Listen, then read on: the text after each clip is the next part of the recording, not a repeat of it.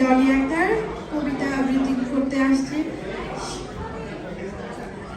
সাম্যবাদী কবিতার একটি কবিতা মানুষ, কাজী নজরুল ইসলামের কবিতাটি আমি আবৃত্তি করছি। চলুন শুনি।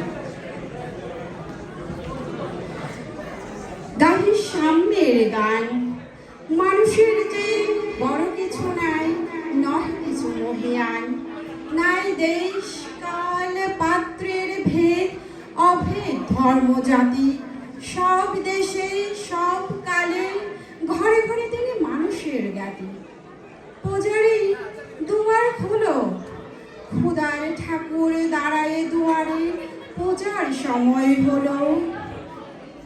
স্বপ্ন দেখিয়া আকুল পূজারি খুলিল ভজনালয়, দেবতার বাড়ি আছে, রাজাটা হয়ে যাবে নিশ্চয়।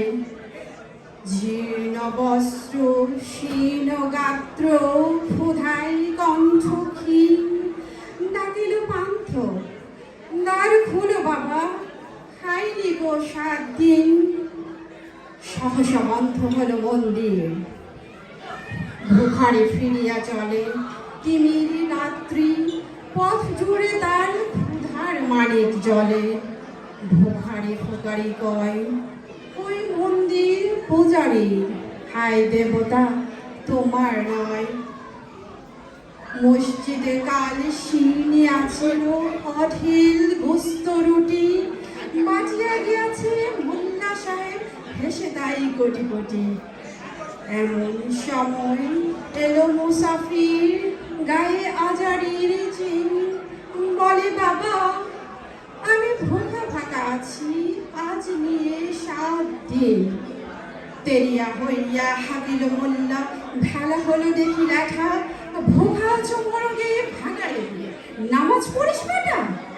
ভোগাড়ি কহিল না বাবা। মোল্লা হাকিল তাহলে বেটা সোজা পথ দেখ। গোস্ত রুটি নিয়া মসজিদে দিল তালা।